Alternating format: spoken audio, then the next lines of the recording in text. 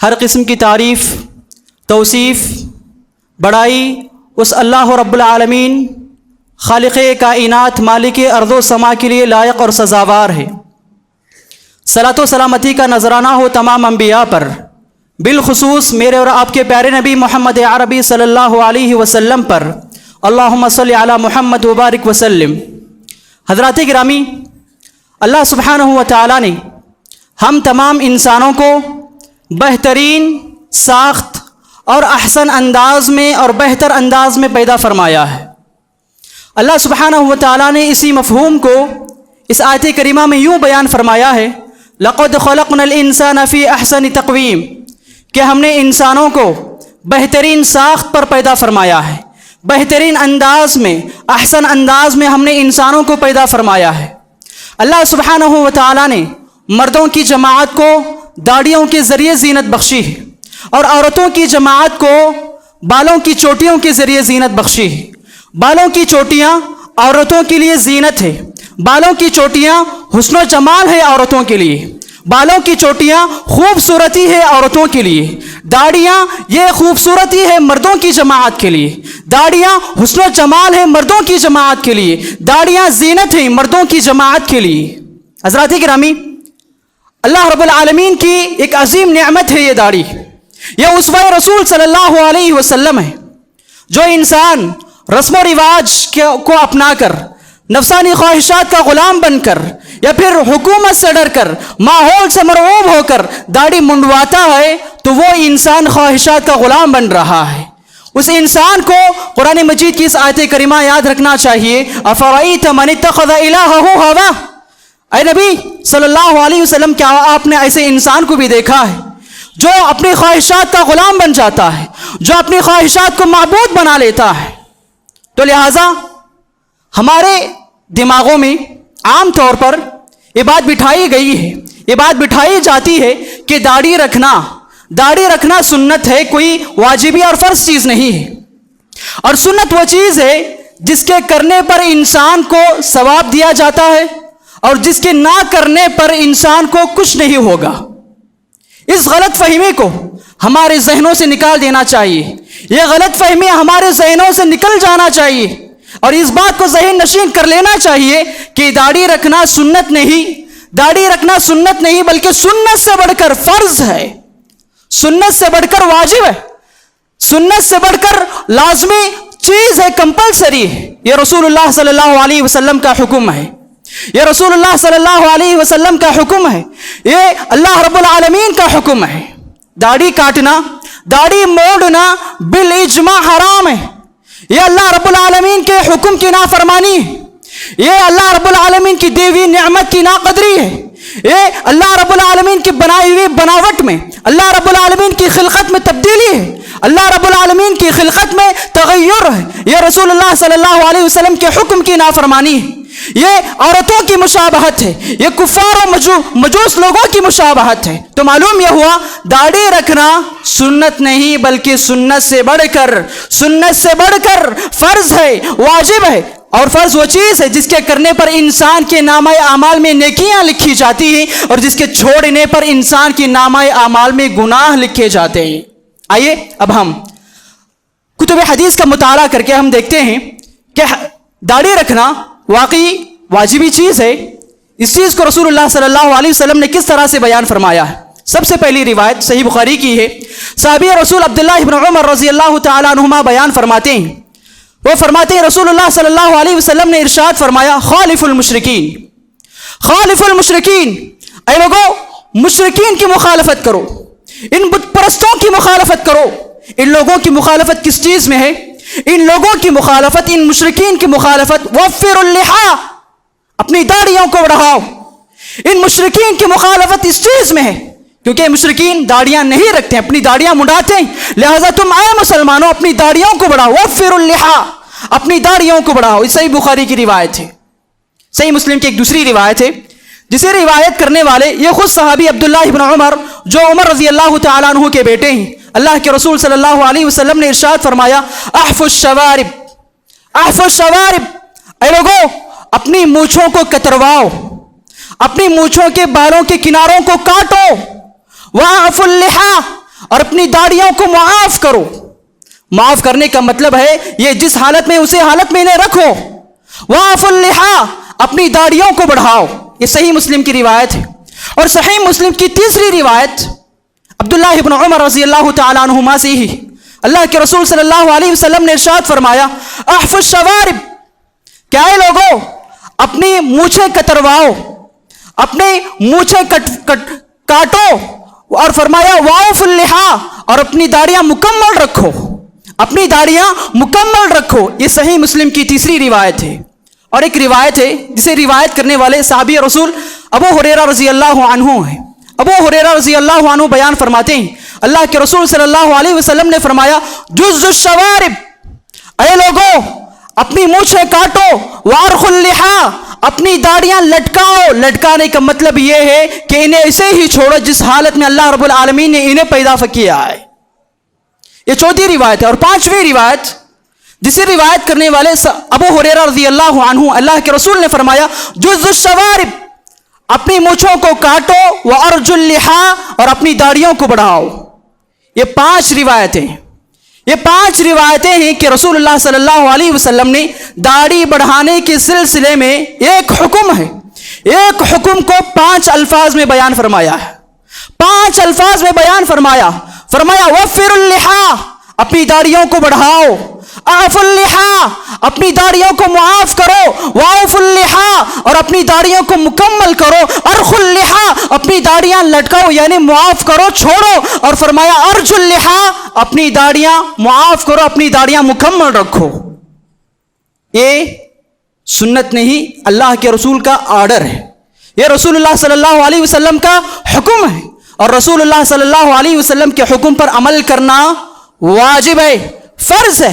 اللہ نے امت کو ڈراتے ہوئے کہا فَلْيَحْذَرِ الَّذِينَ يُخَالِفُونَ عَنْ أَمْرِهِ، ان لوگوں کو ڈرنا چاہیے جو رسول اللہ صلی اللہ علیہ وسلم کے حکم کی خلاف ورزی کرتے ہیں. ان تصیبہم فتنہ، کہ انہیں کوئی فتنہ آ نہ لے، انہیں کوئی فتنہ آ نہ پکڑے، او عذاب علیم، اور یا اللہ رب العالمین کا دردناک عذاب کہ وہ دوچار نہ ہو جائیں. تو رسول اللہ صلی اللہ علیہ وسلم کی خلاف ورزی یہ اس کی بڑی بھیانک چیز ہے. آپ نے سنا اس سے پہلے کہ صحیح مسلم کی روایت ہے کہ رسول اللہ صلی اللہ علیہ وسلم کے سامنے بیٹھ کر ایک شخص کھانا کھا رہا تھا. ایک شخص بیٹھ کر کھانا کھا رہا تھا اور وہ اپنے بائیں ہاتھ سے کھانا کھا رہا تھا.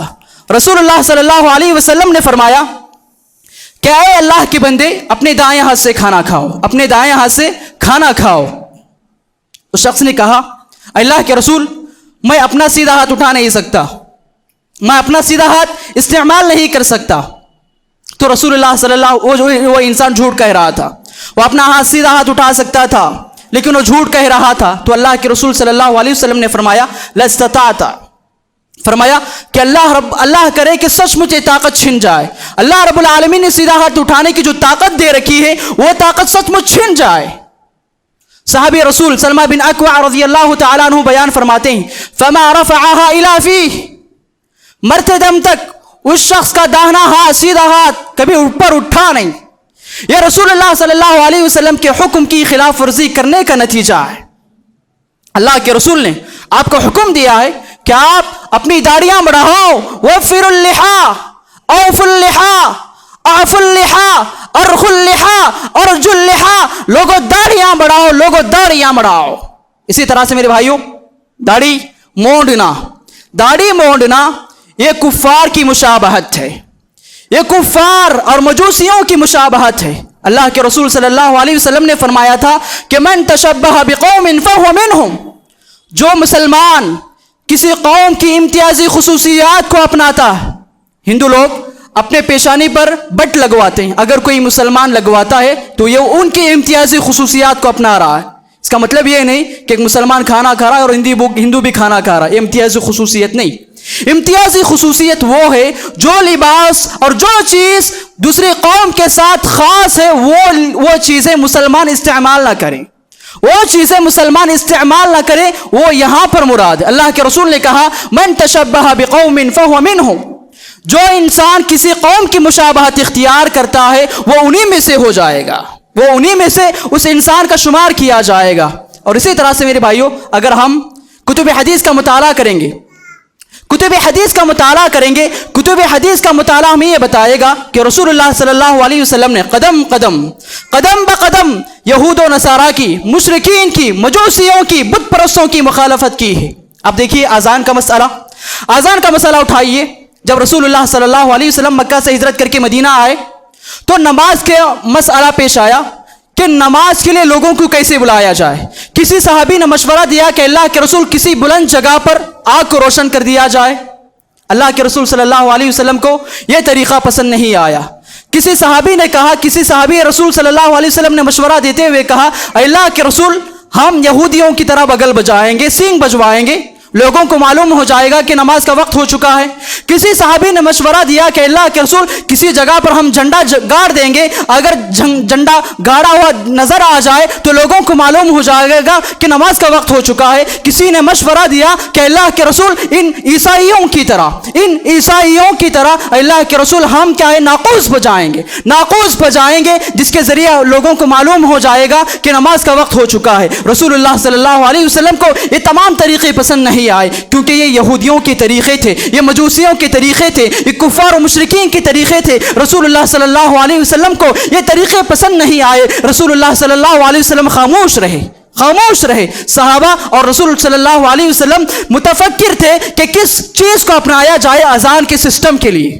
اسی رات ایک صحابی رسول عبداللہ بن زید بن ربہ نے خواب میں دیکھا کہ ایک شخص نے آیا اور اس نے آپ کو بلند آواز سے، اونچی آواز سے اذان سنائی اور اقامت کے کلمات سکھائے۔ جیسے ہی صبح ہوئی وہ عبداللہ بن زید بن ربہ رضی اللہ عنہ اللہ کے رسول کے پاس آئے اور کہنے لگے، اللہ کے رسول میں نے خواب میں دیکھا کہ ایک شخص آیا، اس نے مجھے اذان کے کلمات سکھائے اور اقامت کے کلمات سکھائے۔ تو رسول اللہ صلی اللہ علیہ وسلم کو یہ چیز بڑی پسند آئی، تب جا کر اللہ کے رسول صلی اللہ علیہ وسلم نے اذان کے اس سسٹم کو ایجاد کیا اور فوراً کہا، قم یا بلال، اے بلال اٹھو فنادی بالناس، اور لوگوں میں اذان کا اعلان کر دو، نماز کے لیے لوگوں کو بلا۔ اور اس وقت سے اذان مشروع ہوئی ہے۔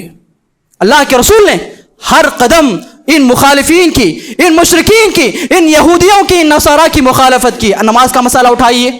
اللہ کے رسول صلی اللہ علیہ وسلم نے فرمایا کہ خالف الیہود، اے لوگوں ان یہودیوں کی مخالفت کرو، فَإِنَّهُمْ لَا يُصَلُّونَ فِي نِعَالِهِمْ وَخِفَافِهِمْ، اس لیے کہ یہ یہود چپلوں میں نماز نہیں پڑھتے، جوتوں میں نماز نہیں پڑھتے، موزوں میں نماز نہیں پڑھتے، لہذا اے مسلمانوں تم چپلوں میں نماز پڑھ کر ان یہودیوں کی مخالفت کرو، موزوں میں نماز پڑھ کر ان یہودیوں کی مخالفت کرو، ان جوز کی مخالفت کرو۔ اور اگر آپ روزے کا مسئلہ اٹھائیں گے تو رسول اللہ صلی اللہ علیہ وسلم کا یہ فرمان آپ کو ملے گا، فَصْلُ مَا بَيْنَ صِيَامِنَا وَصِيَامِ أَهْلِ الْكِتَابِ أَكْلَةُ السَّحَرِ، کہ ہمارے اور یہود و نصارہ کے روزوں کے درمیان فرق کرنے والی چیز سحری کا کھانا ہے۔ یہود و نصارہ اپنے روزوں کی شروعات بغیر سحری کھائے کے کرتے ہیں اور ہم مسلمان اپنے روزوں کی شروعات سحری کھا کے کرتے ہیں۔ تو اللہ کے رسول صلی اللہ علیہ وسلم نے ہر قدم ان یہود و نصارہ کی، ان کفار و مشرکین کی مخالفت کی ہے۔ اور اللہ کے رسول صلی اللہ علیہ وسلم نے ٹھیک اسی طرح داڑھی کے مسئلے میں بھی کہا، خالف المشرکین، ان مشرکین کی مخالفت کرو، خالف المجوس، ان بت پرستوں کی، ان آتش پرستوں کی، ان مجوسیوں کی مخالفت کرو۔ رسول اللہ صلی اللہ علیہ وسلم کے دربار میں دو مجوسی آئے، دو آتش پرست آئے، دیکھا اللہ کے رسول نے ان کے چہروں پہ داڑھی نہیں ہے، وہ داڑھی مڈے ہوئے ہیں اور ان کی مونچھیں بڑی بڑی ہیں۔ رسول اللہ صلی اللہ علیہ وسلم نے دیکھا، اللہ کے رسول نے غصے سے اپنا چہرہ نیچے کر لیا اور فرمایا، ویلکما، اے لوگوں تم پہ افسوس ہے، من امرکما بہذا، اس چیز کا تمہیں کس نے حکم دیا ہے، داڑھی موڑنے کا کس نے تمہیں حکم دیا ہے؟ تو انہوں نے کہا کہ ہمارے بادشاہ، ہمارے پروردگار کسرا نے ہمیں حکم دیا ہے کہ ہم اپنی داڑیاں مڑائیں اور اپنی مونچھوں کو بڑھائیں۔ تو اللہ کے رسول صلی اللہ علیہ وسلم نے فرمایا، لیکن قد امرنی ربی، لوگوں میرے رب نے مجھے حکم دیا ہے کہ بِإِعْفَاءِ اللِّحَىٰ، میں اپنی داڑیوں کو بڑھاؤں، وَقَصُّ الشَّوَارِبِ، اور اپنی مونچھوں کو کترواؤں۔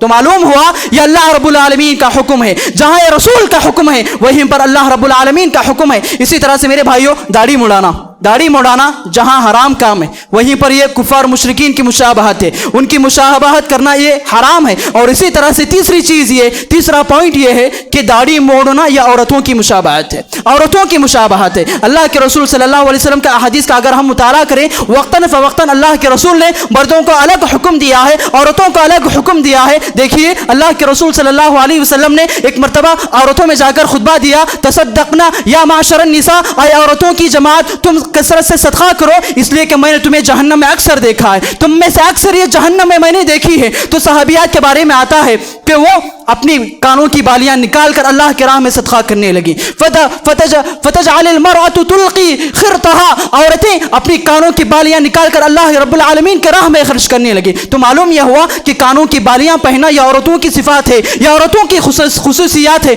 मर्द इसको अपना नहीं सकता। और इसी तरह से अल्लाह के रसूल सल्लल्लाहु अलैहि वसल्लम ने यह भी फरमाया कपड़े पहनने के सिलसिले में कि कोई मर्द औरतों के लिबास को इख्तियार ना करे और ना ही कोई औरत और मर्दों के लिबास को इख्तियार ना करे। और अल्लाह रब्बुल आलमीन की लानत है ऐसे मर्दों पर जो औरतों के लिबास को इख्तियार करते हैं, जो औरतों के चाल ढाल को अपनाते हैं, औरतों के तौर तरीक़े को अपनाते हैं। ऐसे मर्दों पर अल्लाह रब्बुल आलमीन की लानत है और ऐसी औरतों पर अल्लाह रब्बुल आलमीन की लानत है जो मर्दों के चाल ढाल को अपनाते हैं, जो मर्दों के लिबास को पहनते हैं।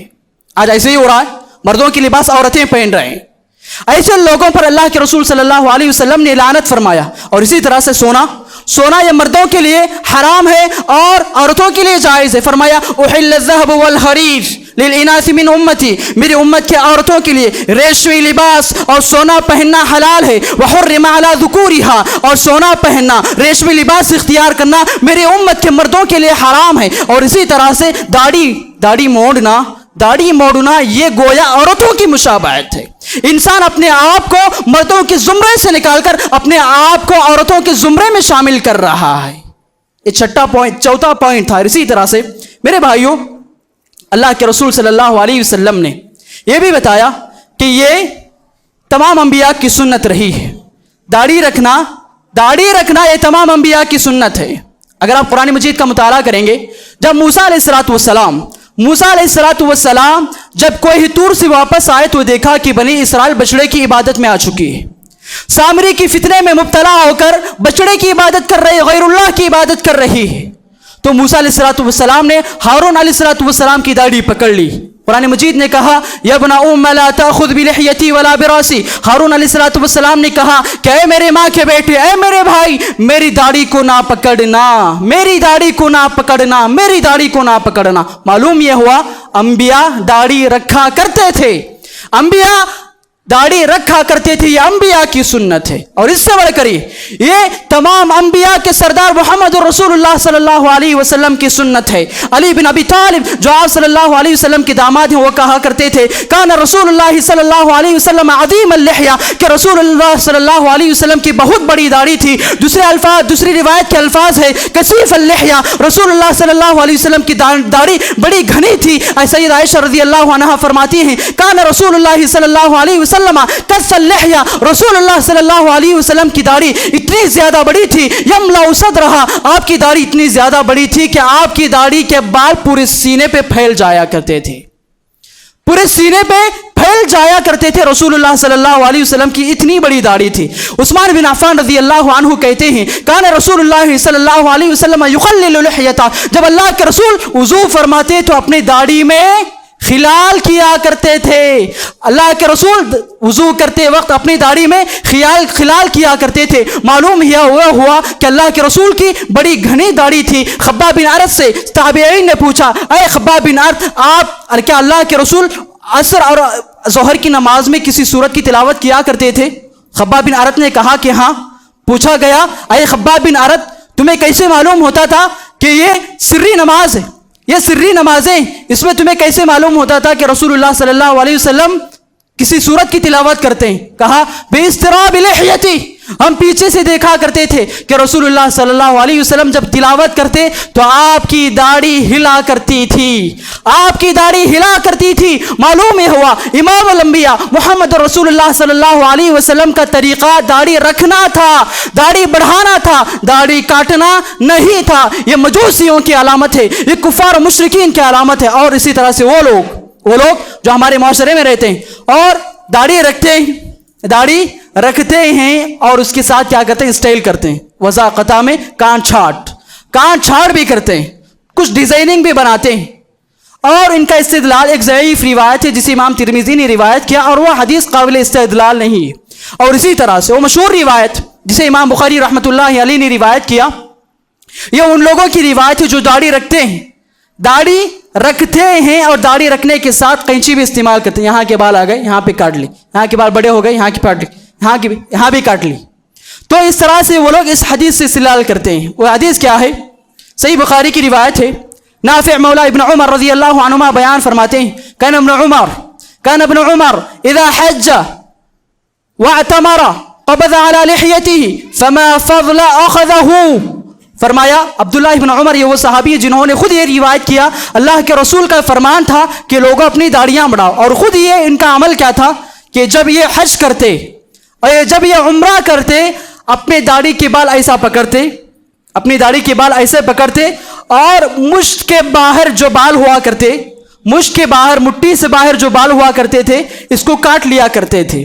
یہ لوگ دلیل بناتے ہیں اس چیز کو، اس حدیث کو دلیل بنا کر اپنی داڑیوں کو کاٹتے۔ موڑنا الگ چیز ہے، موڑنا تو حرام ہے، داڑیاں کاٹنا الگ چیز ہے، داڑیاں کاٹتے ہیں اس حدیث کو دلیل بنا کر۔ میرے بھائیو ذرا غور کرو، عبداللہ ابن عمر رضی اللہ عنہما یہ عمل کہاں کر رہے ہیں؟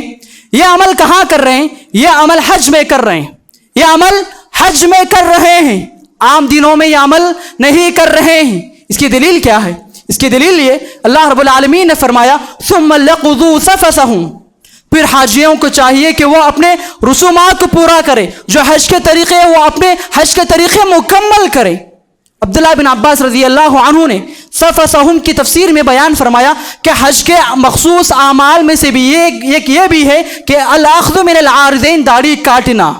حج کے اعمال میں سے کیا ہے؟ الاخذ من العارضین، داڑھی کے کاٹنا۔ کیا یہ چیز واجب ہے؟ یہ چیز واجب نہیں ہے، یہ چیز واجب نہیں ہے، کیونکہ ابو حنیفہ رحمۃ اللہ علیہ کے شاگرد محمد بن حسن الشیبانی رحمۃ اللہ علیہ فرماتے ہیں لیس ھذا بواجب، حج کے دنوں میں جو داڑھی کاٹا جاتا ہے یہ کوئی واجبی چیز نہیں ہے۔ داڑھی کاٹنا حج کے اعمال میں جو داڑھی کاٹنے کی بات ہے وہ کوئی واجبی چیز نہیں ہے، کمپلسری نہیں ہے۔ فمن شاء فعلہ، جو انسان چاہے اپنی داڑھی کے بال حج کے اعمال میں سے اس کو شمار کر سکتا ہے۔ ومن شاء لم يفعلہ، جو انسان چاہے وہ حج کے دوران اپنی داڑھی کے بال کاٹ نہیں سکتا۔ تو معلوم کیا ہوا؟ عبداللہ ابن عمر رضی اللہ عنہما جو داڑھی کے بال کٹوایا کرتے تھے مشت سے باہر، مشت کے باہر، عبداللہ ابن عمر جو داڑھی کے بال کاٹتے تھے وہ حج کے اعمال میں تھے، وہ حج کے دوران کیا کرتے تھے، وہ عام دنوں میں نہیں کیا کرتے تھے۔ آپ لوگ گھر میں ہو کیا حج میں ہو؟ آپ لوگ حج میں ہو یا پھر اپنے گھر میں ہو؟ آپ تو اپنے گھروں میں تھوڑی حج ہوتا ہے، گھروں میں تھوڑی عمرہ ہوتا ہے۔ عمرہ کرنے کے لیے آپ کو مکہ جانا پڑتا ہے، عمرہ کرنے کے لیے آپ کو مکہ جانا پڑتا ہے، تب جا کر آپ کا حج اور عمرہ ہوتا ہے۔ آپ اپنے گھروں میں بیٹھ کر کون سا حج کر سکتے ہو، کون سا عمرہ کر سکتے ہو؟ تو لہذا معلوم یہ ہوا کہ داڑھی کو جو کاٹنے کی جو بات عبداللہ ابن عمر رضی اللہ عنہما سے جو ثابت ہے صحیح بخاری کی روایت میں، وہ روایت صرف اور صرف حج اور عمرے کے دوران خاص ہے۔ اگر کوئی انسان سفر کی دعا سفر کے وقت پڑھنا چاہیے، جب انسان گاڑی پر بیٹھتا ہے، سواری پر بیٹھتا ہے۔ اگر کوئی انسان کہے کہ میں ٹوائلٹ جاتے وقت میں اس دعا کو پڑھوں گا، صحیح ہے؟ صحیح نہیں ہے، کیونکہ ایک کی دعا خاص ہے ایک الگ کام کے واسطے، ایک دعا خاص ہے ایک دوسرے کام کے واسطے۔ اسی طرح سے داڑھی کاٹنا یہ حج اور عمرے کے ساتھ خاص ہے، یہ عام دنوں میں خاص نہیں ہے۔ اسی لیے عبداللہ ابن عمر رضی اللہ عنہما کے بارے میں خود ان کے شاگرد نافع فرماتے ہیں کہ عبداللہ ابن عمر حج اور عمرے کے علاوہ کسی اور دن اپنی داڑھی کے بال نہیں کاٹا کرتے تھے۔ تو معلوم یہ ہوا داڑھی رکھنا واجب ہے، سنت نہیں، بلکہ سنت سے بڑھ کر واجبی چیز ہے، جس کے کرنے پر انسان کو ثواب دیا جائے گا اور جس کے چھوڑنے پر انسان کو گناہ دیا جائے گا۔ اور اسی طرح سے داڑھی موڑنا یہ کفار و مشرکین کی مشابہت ہے، داڑھی موڑنا یہ عورتوں کی مشابہت ہے۔ اگر کوئی مرد اپنی داڑھی کو موڑتا ہے تو وہ گویا اپنے آپ کو مردوں کے زمرے میں سے نکال کر اپنے آپ کو عورتوں کے زمرے میں شامل کر رہا ہے۔ اور اسی طرح سے داڑھی رکھنا، داڑھی بڑھانا یہ انبیاء کی سنت یہ رسول اللہ صلی اللہ علیہ وسلم کی سنت ہے، لہذا معلوم یہ ہوا کہ داڑھی رکھنا یہ واجبی چیز ہے، یہ اللہ کے رسول صلی اللہ علیہ وسلم کا حکم ہے، یہ رب تعالیٰ کا حکم ہے، اور ان احکامات کی خلاف ورزی نہیں کی جا سکتی۔ فَلْيَحْذَرِ الَّذِينَ يُخَالِفُونَ عَنْ أَمْرِهِ، جو لوگ رسول اللہ صلی اللہ علیہ وسلم اور اللہ رب العالمین کے احکامات کی خلاف ورزی کرتے ہیں، ایسے لوگوں کو یاد رکھنا چاہیے ان تصیبہم فتنہ، کہ اللہ رب العالمین کا کوئی فتنہ، کوئی آزمائش انہیں آنا پکڑے، او عذابہم عذاب علیم، یا اللہ رب العالمین انہیں کسی دردناک عذاب سے دوچار نہ کر دے۔ رب العالمین سے دعا ہے کہ رب العالمین مجھے اور آپ کو تمام مسلمانوں کو رسول اللہ صلی اللہ علیہ وسلم نے جس چیز کو رکھنے کا حکم دیا ہے داڑھی، اس کو رکھنے کے ہم تمام مسلمانوں کو توفیق نصیب فرمائے، آمین۔ ربنا تقبل منا انك انت السميع العليم وتب علينا انك انت التواب الرحيم، سبحان الله وبحمده، سبحانك اللهم وبحمدك، اشهد ان لا اله الا انت، استغفرك واتوب اليك۔